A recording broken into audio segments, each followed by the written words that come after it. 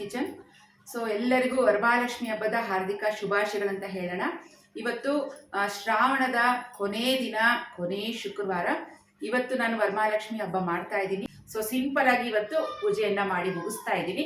ಹಾಗೇನೆ ಪ್ರಸಾದಗಳು, ವರಮಹಾಲಕ್ಷ್ಮಿ ಹಬ್ಬಕ್ಕೆ 9 ತರದ ಪ್ರಸಾದಗಳು, ನೈವೇದ್ಯಗಳು ಮಾಡಬೇಕು ಅಂತ ಅನ್ಕೊಂಡಿದ್ದೀನಿ. ಬನ್ನಿ ಈಗ ಪ್ರಸಾದ ವಿಡಿಯೋ ನೋಡೋಣ.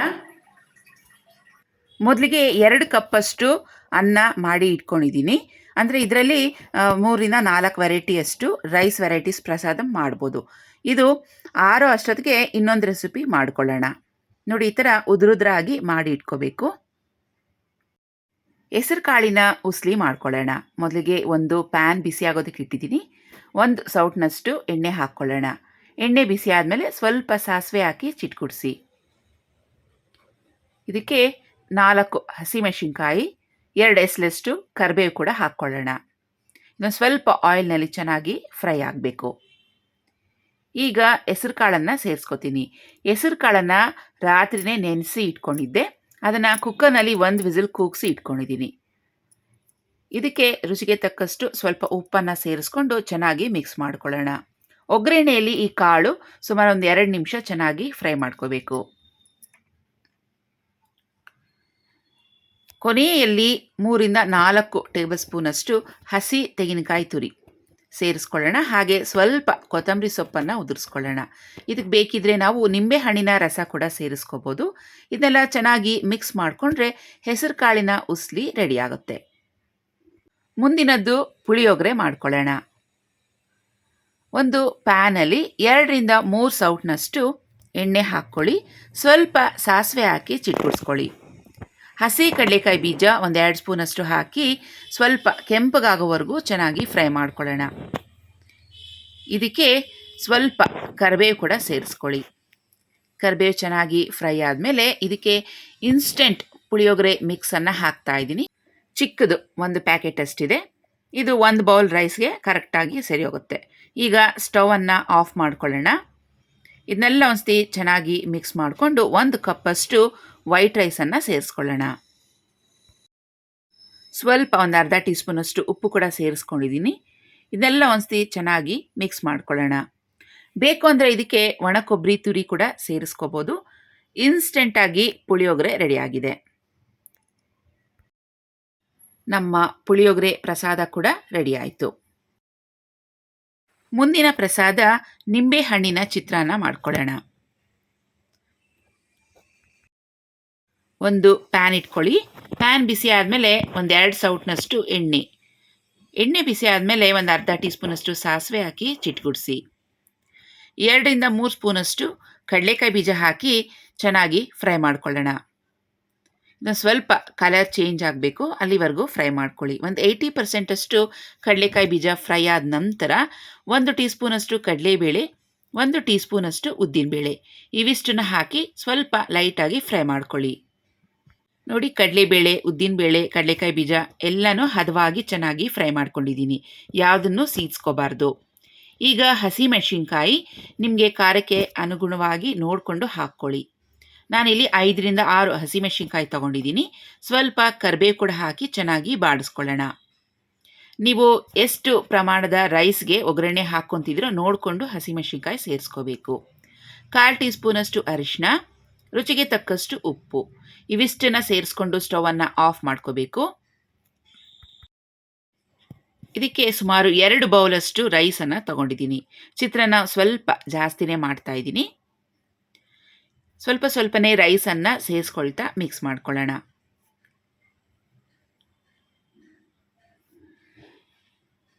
ನೋಡಿ, ಇವತ್ತು ನಾನು ತೋರಿಸ್ತಿರುವಂಥ ಪ್ರಸಾದಗಳಿಗೆ ಯಾವುದೇ ರೀತಿಯಾದ ಈರುಳ್ಳಿ ಬೆಳ್ಳುಳ್ಳಿಯನ್ನು ಸೇರಿಸದೇ ಪ್ರಸಾದವನ್ನು ತಯಾರಿಸ್ತಾ ಇದ್ದೀವಿ.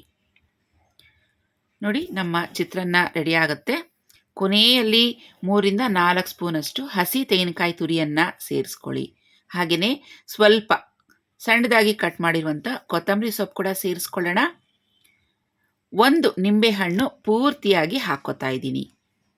ನಿಂಬೆಹಣ್ಣಿನ ಚಿತ್ರಾನ್ನಕ್ಕೆ ಸ್ವಲ್ಪ ನಿಂಬೆಹಣ್ಣಿನ ರಸ ಜಾಸ್ತಿ ಇದ್ದರೆ ಟೇಸ್ಟ್ ಚೆನ್ನಾಗಿರುತ್ತೆ. ಎಲ್ಲ ಒಂದ್ಸತಿ ಚೆನ್ನಾಗಿ ಮಿಕ್ಸ್ ಮಾಡಿಕೊಂಡ್ರೆ ನಮ್ಮ ನಿಂಬೆಹಣ್ಣಿನ ಚಿತ್ರಾನ್ನ ಪ್ರಸಾದ ರೆಡಿಯಾಗಿದೆ. ತುಂಬ ಈಸಿಯಾಗಿ ತುಂಬ ಬೇಗನೆ ಮಾಡ್ಕೋಬೋದು. ಮುಂದಿನ ಪ್ರಸಾದ ಕೋಕೋನಟ್ ರೈಸ್ ಅಥವಾ ತೆಂಗಿನಕಾಯಿ ಅನ್ನ ಅಂತ ಕೂಡ ಹೇಳ್ತೀವಿ.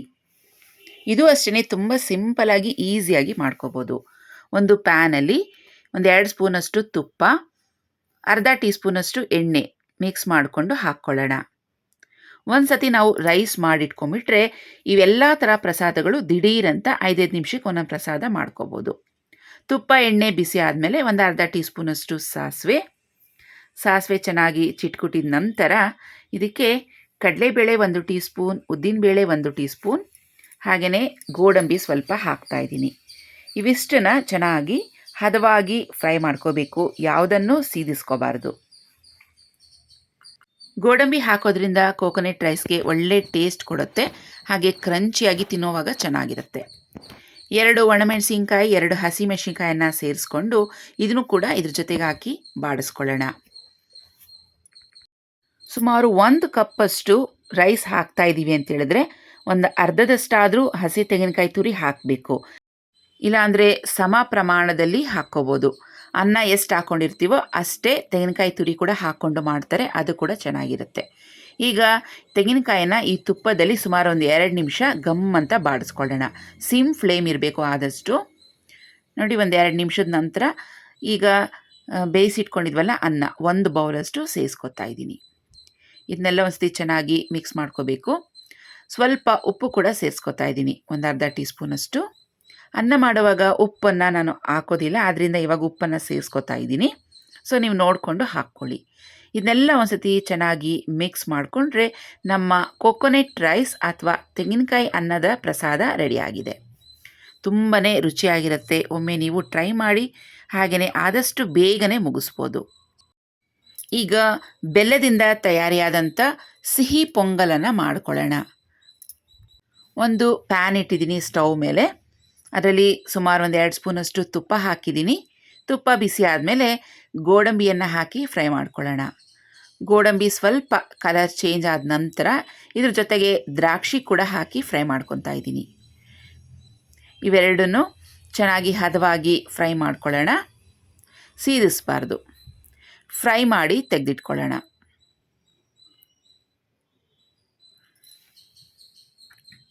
ಈಗ ಇನ್ನೊಂದು ಪಾತ್ರೆ ಇಟ್ಟಿದ್ದೀನಿ ಸ್ಟವ್ ಮೇಲೆ. ಇದರಲ್ಲಿ ಹೆಸರುಬೇಳೆ ಹಾಗೂ ಅನ್ನ ಎರಡನ್ನೂ ಸಪ್ರೇಟಾಗಿ ಬೇಯಿಸಿ ಇಟ್ಕೊಂಡಿದ್ದೀನಿ. 1 ಕಪ್ಪಷ್ಟು ರೈಸ್ಗೆ ಅರ್ಧ ಕಪ್ಪಷ್ಟು ಹೆಸರುಬೇಳೆ, ಇವೆರಡನ್ನು ಸುಮಾರು 1ಕ್ಕೆ 4ರಂತೆ ನೀರು ಹಾಕಿ ಚೆನ್ನಾಗಿ ನುಣ್ಣಕ್ಕೆ ಬೇಯಿಸಿ ಇಟ್ಕೊಂಡಿದ್ದೀನಿ. ಈಗ ಸುಮಾರು 1 ಗ್ಲಾಸ್ ಅಕ್ಕಿ, ಅರ್ಧ ಗ್ಲಾಸ್ ಹೆಸರುಬೇಳೆ ಅಲ್ವಾ, 1.5 ಕಪ್ಪಷ್ಟು ಮೆಷರ್ಮೆಂಟ್ಗೆ 1.5 ಕಪ್ಪಷ್ಟು ಬೆಲ್ಲ ಹಾಕ್ಕೊಂಡಿದ್ದೀನಿ. ಈಕ್ವಲ್ ಕ್ವಾಂಟಿಟಿಯಲ್ಲಿ ಬೆಲ್ಲ ತೊಗೊಂಡಿದ್ದೀನಿ. ಬೆಲ್ಲವನ್ನು ನೀರು ಹಾಕಿ ಚೆನ್ನಾಗಿ ಕರಗಿಸ್ಕೊಂಡು ಅದನ್ನು ಇವಾಗ ಶೋಧಿಸಿ ಹಾಕ್ತಾಯಿದ್ದೀನಿ. ನೋಡಿ ಎಷ್ಟು ಕಲ್ಲೆಲ್ಲ ಬಂದಿದೆ ಅಲ್ವಾ, ಆದ್ದರಿಂದ ಶೋಧಿಸಿ ಹಾಕ್ಕೊಳ್ಳೋಣ. ಇದನ್ನೆಲ್ಲ ಒಂದ್ಸತಿ ಚೆನ್ನಾಗಿ ಮಿಕ್ಸ್ ಮಾಡಿಕೊಂಡು ಕುದಿಸ್ಕೊಳ್ಳೋಣ. ಬೆಲ್ಲ 1.5 ಕಪ್ಪಷ್ಟು ತೊಗೊಂಡಿದ್ರೆ ಸುಮಾರು 2 ಗ್ಲಾಸಷ್ಟು ನೀರು ಹಾಕಿ ಸ್ವಲ್ಪ ತೆಳುವಾಗಿಯೇ ಕರಗಿಸಿ ಇಟ್ಕೊಂಡಿದ್ದೀನಿ.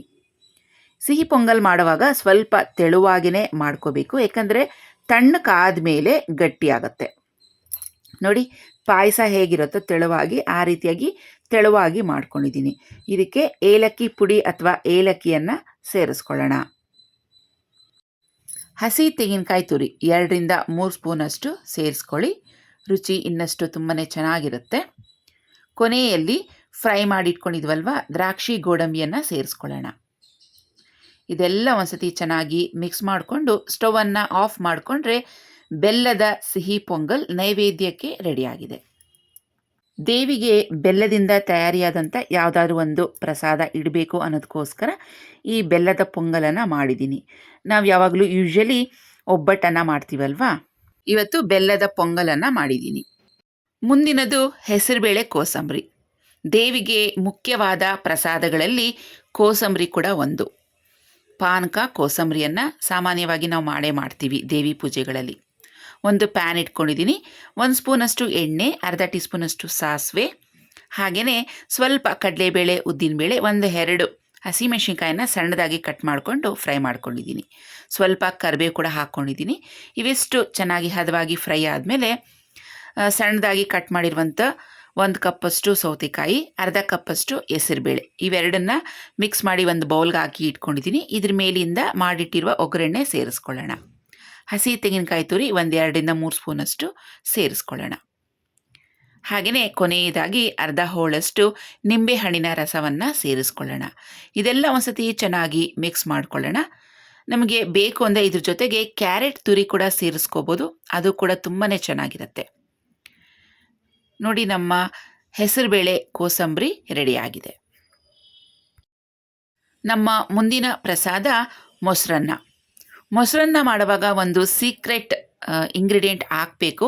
ಅದೇನು ಅಂತ ಹೇಳ್ತೀನಿ, ನೋಡ್ಕೊಳ್ಳೋಣ ಬನ್ನಿ. ಒಂದು ಪ್ಯಾನಲ್ಲಿ 1 ಟೀ ಸ್ಪೂನಷ್ಟು ಎಣ್ಣೆ ಬಿಸಿ ಮಾಡ್ಕೊಂಡಿದ್ದೀನಿ. ಸ್ವಲ್ಪ ಸಾಸಿವೆ, ಸ್ವಲ್ಪ ಕಡಲೆಬೇಳೆ, ಉದ್ದಿನಬೇಳೆ, 1 ಒಣಮೆಣಸಿನ್ಕಾಯಿ, 1 ಹಸಿಮೆಣಸಿನ್ಕಾಯಿ, ಸ್ವಲ್ಪ ಕರಿಬೇವು, ಇವಿಷ್ಟನ್ನು ಹದವಾಗಿ ಚೆನ್ನಾಗಿ ಫ್ರೈ ಮಾಡ್ಕೊಳ್ಳೋಣ.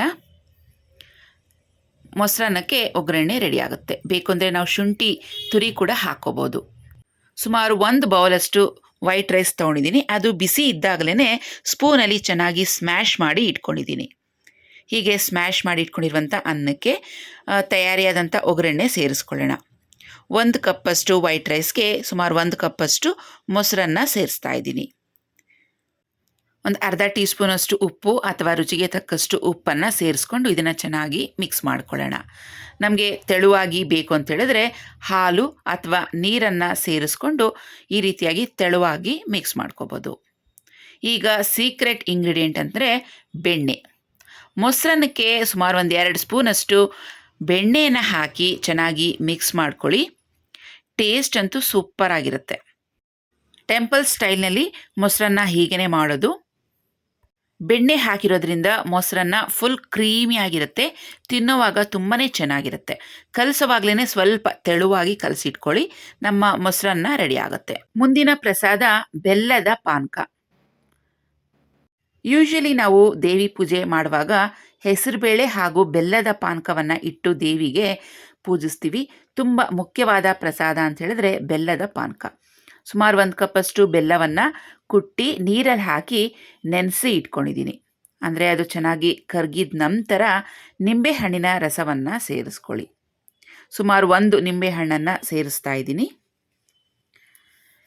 ಇದೆಲ್ಲ ಒಂದು ಸತಿ ಚೆನ್ನಾಗಿ ಮಿಕ್ಸ್ ಮಾಡ್ಕೊಳ್ಳೋಣ. ಆಮೇಲೆ ಘಮಕ್ಕೋಸ್ಕರ 1 ಟೀ ಸ್ಪೂನಷ್ಟು ಏಲಕ್ಕಿಯನ್ನು ಕುಟ್ಟಿ ಇಟ್ಕೊಂಡಿದ್ದೀನಿ. ಏಲಕ್ಕಿ ಜೊತೆಗೆ 1 ಟೀ ಸ್ಪೂನಷ್ಟು ಸಕ್ಕರೆಯನ್ನು ಸೇರಿಸ್ಕೊಂಡು ಕುಟ್ಟಿ ಸ್ವಲ್ಪ ಚೆನ್ನಾಗಿ ನುಣ್ಣಕ್ಕೆ ಬೇಗನೆ ಪುಡಿ ಆಗುತ್ತೆ. ಇದೆಲ್ಲ ಒಂದ್ಸತಿ ಚೆನ್ನಾಗಿ ಮಿಕ್ಸ್ ಮಾಡ್ಕೊಳ್ಳೋಣ. ಬೇಕು ಅಂದರೆ ಇದನ್ನು ನಾವು ಶೋಧಿಸ್ಕೋಬೋದು. ನಮ್ಮ ಬೆಲ್ಲದ ಪಾನಕ ರುಚಿಯಾಗಿ ರೆಡಿ ಆಯಿತು. ನಮ್ಮ ಮುಂದಿನ ಪ್ರಸಾದ ಬಾಳೆಹಣ್ಣಿನ ರಸಾಯನ. ಸುಮಾರು 8 ಬಾಳೆಹಣ್ಣನ್ನು ತಗೊಂಡಿದ್ದೀನಿ. ಇದು ನಮ್ಮ ತೋಟದ ಬಾಳೆಹಣ್ಣು. ಇದನ್ನು ಸಿಪ್ಪೆಲ್ಲ ತೆಗೆದು ಸಣ್ಣ ಸಣ್ಣದಾಗಿ ಈ ರೀತಿಯಾಗಿ ಹೋಳುಗಳಾಗಿ ಕಟ್ ಮಾಡಿ ಇಟ್ಕೊಂಡಿದ್ದೀನಿ. ಸುಮಾರು 3ರಿಂದ 4 ಸ್ಪೂನಷ್ಟು ಹಸಿ ತೆಂಗಿನಕಾಯಿ ತುರಿಯನ್ನು ಹಾಕ್ಕೊಳ್ಳೋಣ.